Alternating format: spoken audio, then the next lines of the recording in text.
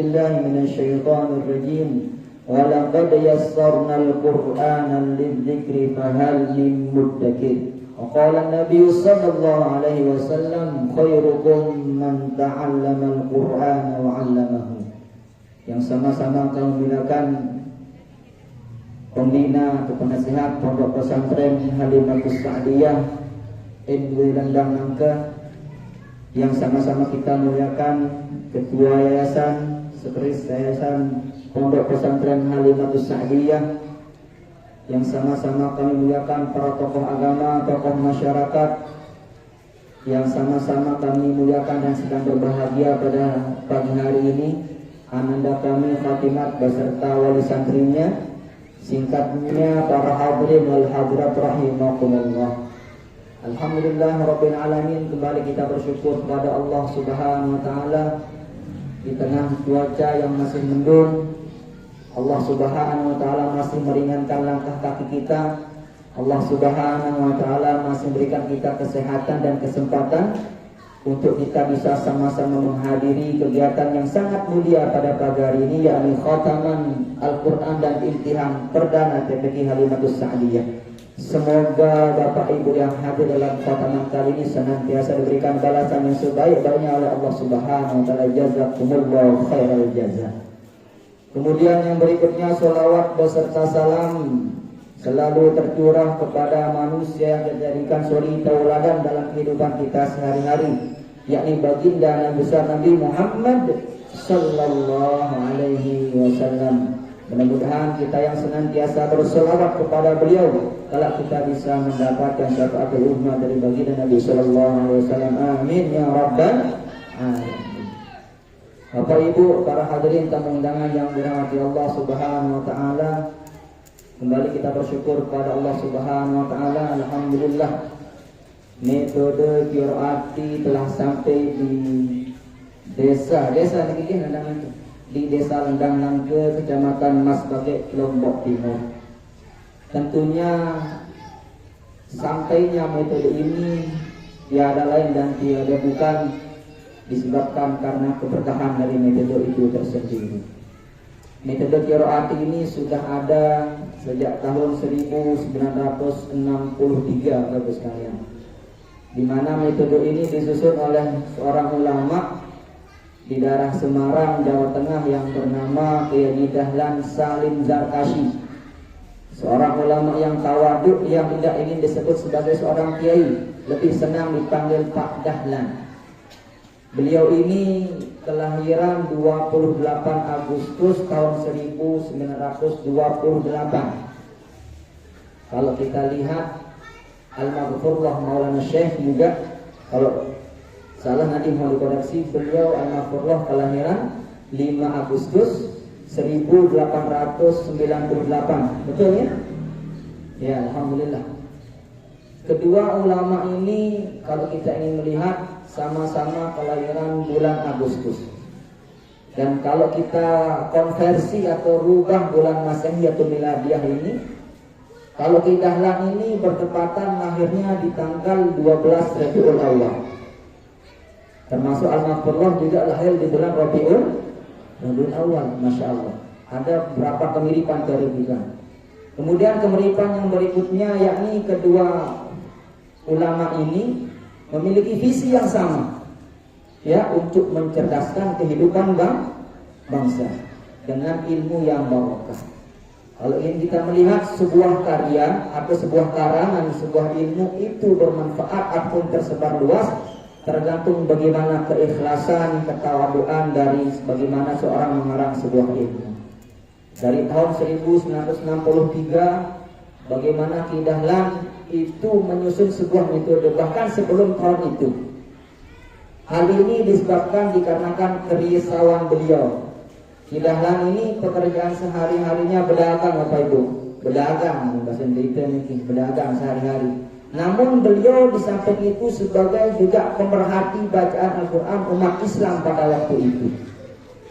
Di tahun itu beliau melihat masih banyak umat Islam yang belum bisa membaca Al-Quran dengan baik dan benar.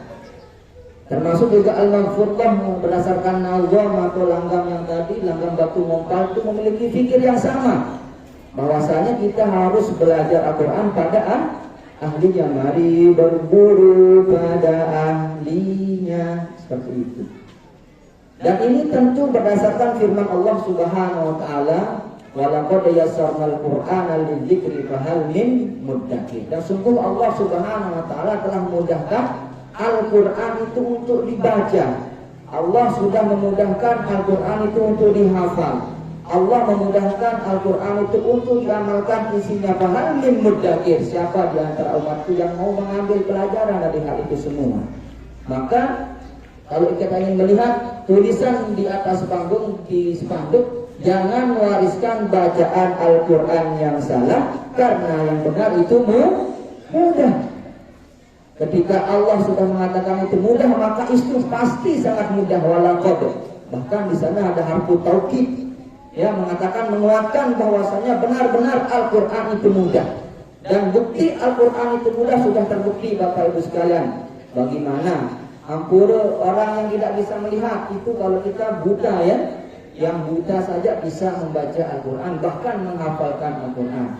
Kemudian kalau kita ingin melihat Bapak Ibu sekalian, orang yang lumpuh otaknya, orang Lombok itu, ya, orang NTB yang namanya Naja, kalau salah itu divonis lumpuh otak. Kalau otaknya sudah lumpuh, maka kemampuan untuk berpikir, kemampuan untuk menerjemahkan segala sesuatu itu sangat lemah. Akan tetapi Allah buktikan, dengan lumpuh otak saja dia bisa membaca dan menghafal Al-Quran. Ini menandakan bahwasanya benar firman Allah itu mengatakan Al-Quran itu sangat mudah untuk kita pelajari. Oleh karena itu kita berkeyakinan ketika mengutip firman Allah tersebut, ketika masih banyak umat Islam yang belum bisa membaca Al-Quran, ini menjadi fikir beliau. Ini menjadi kerisauan beliau. Bagaimana caranya agar umat Islam pada waktu itu bisa membaca Al-Quran dengan baik dan benar.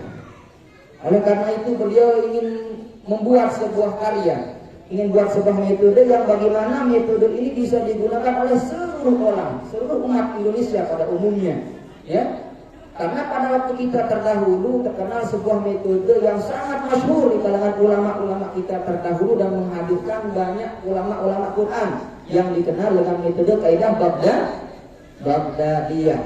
Di mana kalau metode kaidah Baghdadiyah ini sistemnya lihat eja, baca alif atas a, alif bawah i, alif depan u dibaca a i u. Dan tentunya cara mengeja setiap desa, bilang desa beda-beda. Lombok Timur, Lombok Tengah, Karim, Jok Aceh, Jok Sulawesi, beda Maluku ngiji. Oleh karena itu bagaimana Kidahlan ingin membuat sebuah metode yang bisa digunakan oleh semua orang. Kalau misalkan masih menggunakan metode eja, orang Sulawesi yang mengajar ke Lombok itu harus menyesuaikan dengan bahasa Lombok. Oleh karena itu di sana muncul sebuah gagasan bagaimana Kidahlan ingin lebih menyempurnakan metode tersebut dengan cara menghilangkan kalimat eja menjadi lihat, baca, ababa dan seterusnya. Dan di samping itu Kidahlan di dalam mengarang sebuah metode itu tidak pernah mengatakan ini karangan saya. Itulah berbahasa Kidahlan ini yang metode ini tidak pernah. Qiraati itu bukan karangan saya. Qiraat itu minallah, semata-mata dari Allah Subhanahu wa taala. Kalau kita ingin melihat sebuah karya itu barokah, lihat bagaimana tersebarnya karya tersebut. Dari tahun 1963 sampai makin ini bertahan sebuah metode, yaitu metode qiraati. Termasuk al-maqullah juga. Bagaimana kita melihat ilmu beliau bermanfaat itu, bagaimana tersebarnya Nahdlatul Wathon ini di seluruh penjuru Indonesia. Kita lihat sekarang di mana-mana ada Nahdlatul Wathon. Itu bukti keberkahan dan keikhlasan dari beliau berdua. Oleh karena itu dalam kesempatan yang mulia ini mari kita bacakan Al-Fatihah untuk beliau berdua. Allahumma al-Fatihah. Bismillahirrahmanirrahim. Alhamdulillahirabbil alamin. Ar-Rahmanir-Rahim. Maliki yaumiddin. Iyyaka na'budu wa iyyaka nasta'in. Ihdinas siratal mustaqim, siratal ladzina an'amta 'alaihim ghairil maghdubi 'alaihim waladdallin. Bapak Ibu yang dirahmati Allah Subhanahu wa taala, dari tahun 1963 sampai sekarang sudah berapa orang yang dihatamkan Al-Qur'annya? Berapa huruf yang mengalir pahalanya kepada beliau? Berapa jariah beliau ilmu yang bermanfaat yang mengalir kepada Kiai Salim Zarkashi? Berapa ilmu yang bermanfaat yang mengalir kepada Al-Maghfurlah Maulana Syekh? Dari beliau mengajarkan sampai ke murid-muridnya sekarang, berapa ilmu yang terus mengalir kepada beliau. Ini merupakan investasi yang sangat besar Bapak Ibu sekalian, bukan investasi dunia tapi investasi akhirat. Di tengah gempuran era globalisasi teknologi sekarang ini, ya, sebagaimana tadi pesan dari kepala sekolah, pesan dari ketua yayasan atau sekretaris yayasan, bagaimana kita sama-sama mengembalikan anak-anak kita kepada Al-Quran, pendidikan Al-Quran, ya, dimana di metode qiraat itu sebenarnya dulu asalnya untuk anak-anak usia 4 sampai 6 tahun, sehingga di buku qiraat itu tertulis usia 4 sampai 6 tahun, dan itu ternyata ada filosofinya Bapak Ibu sekalian. Ki Dahlan itu menulis 4 sampai 6 tahun karena beliau berharap bagaimana agar anak-anak kita itu sebelum masuk SD itu bisa membaca Al-Quran dan baik dan benar. Dikarenakan beliau berpedoman pada sabda Nabi Sallallahu Alaihi Wasallam yang maksudnya artinya bahwasanya perintahkanlah anak-anakmu untuk sholat pada usia berapa tahun? 7 tahun Bapak Ibu sekalian. Kalau sudah diperintah sholat usia 7 tahun, berarti dia harus bisa membaca Al-Quran sebelum usia 7 tahun. Itu harusnya, ya. Nah, itu yang ingin beliau kembalikan masa Islam, bagaimana agar anak-anak umat Islam sebelum masuk usia 7 tahun bisa membaca Al-Quran dengan baik dan benar. Walaupun tidak menutup kemungkinan juga kita buka kesempatan untuk anak usia 8 tahun, 9 tahun, bahkan dewasa maupun orang-orang tua kita sebagaimana yang ada di TPQ Halimatus Sa'diyah. Bagaimana kita bisa menyiarkan Al-Quran ini lebih banyak lagi, kita suarakan Al-Quran ini apapun metodenya. Dan tentunya qiraati bukan metode yang terbaik, tapi qiraati bisa menghasilkan hasil yang terbaik Bapak Ibu sekalian. Alhamdulillah kami di cabang Nusa Tenggara Barat sampai dengan hari ini sudah resmi kami dirikan sebanyak 69 lembaga Bapak Ibu. Dari Lombok Barat, Lombok Timur, Lombok Tengah, Sumbawa, Taliwang, Dompu dan Bima. Alhamdulillah sudah kita resmikan 69 lembaga. Dan dari 69 lembaga itu terbagi menjadi 7 korcang Bapak Ibu. Dari korcang Ampenan, korcang Kopang. Nah, kami di qiraati belum bisa mengikuti peta pemerintah Bapak Ibu sekalian, yang dimana harus sesuai dengan kecamatan. Tapi sementara ini pemetaan koordinator kami di qiraati masih berdasarkan wilayah. Dan tentunya nanti kita berharap kepada Allah Subhanahu wa taala daerah Lombok Timur. Lombok Timur ini nanti menjadi koordinator kecamatan tersendiri. Dan sampai hari ini sudah ada 4 ya. Pak Haji Reza, 5 lembaga yang ada di Lombok Timur, dan mudah-mudahan ke depannya nanti menjadi koordinator kecamatan tersendiri dengan doa dari Bapak Ibu sekalian. Kemudian Bapak Ibu sekalian, dari 69 lembaga ini alhamdulillah kemarin yang mengikuti evaluasi belajar tafakhir qiraati sebanyak 56 lembaga Bapak Ibu. Salah satunya TPQ Halimatus Sa'diyah yang pada saat ini telah mengkhatamkan perdana, di mana kalau tidak salah TPQ Halimatus Sa'diyah itu didirikan pada tanggal 19 Juli tahun 2023. Betul Ustaz Nasr ya? 2 tahun yang lalu. Alhamdulillah memang standar di qiraati lembaga yang ideal itu 2 tahun setelah kelahiran itu bisa mengkhatamkan anak, dan alhamdulillah TPQ Halimatus Sa'diyah bisa mewujudkan itu. Tepuk tangan bagi kalian. Alhamdulillah. Kemudian kemarin juga alhamdulillah berkat ikhtiar dari guru kami Abuya Abdul Aziz Nahil, mohon maaf pada kesempatan kali ini belum bisa hadir di tengah-tengah kita karena beliau baru balik dari Aceh Bapak Ibu. Alhamdulillah kemarin kami adakan pembinaan juga di Aceh. Alhamdulillah telah berdiri di Aceh 5 lembaga di Aceh. Ya, alhamdulillah. Dan tentunya itu berkat dari doa dan dukungan dari Bapak Ibu sekalian kita semua, dan tentunya kami mohon terus doanya untuk agar kedepannya qiraati ini bisa tersebar dimanapun nantinya untuk kebaikan anak-anak kita. Dan insya Allah nanti sore juga ada 2 guru yang akan kami kirim ke daerah Calabai Dompu untuk pembinaan di sana. Ya, tentunya itu juga perlu perjuangan bagaimana kita bisa mensyarah Al-Quran lebih banyak lagi, lebih luas lagi, insya Allah. Bapak Ibu yang dirahmati Allah Subhanahu Wa Taala, mengingat Aceh, saya teringat sebuah sholawat di Aceh. Nah, di Aceh itu dia memiliki sholawat yang terus dibaca setiap selesai sholat fardu. Habis doa, habis zikir itu biasa membaca sholawat di Aceh, dan itu serentak di semua masjid-masjid di Aceh membaca sholawat seperti itu. Bunyi sholawatnya mungkin ada yang tahu, ada yang belum tahu. Bagi bunyinya sallallahu wasallam ala nabi sayyidina Muhammadin wa alihi wa sahbihi ajma'in. Allah bersama, sallallahu wasallam ala nabi sayyidina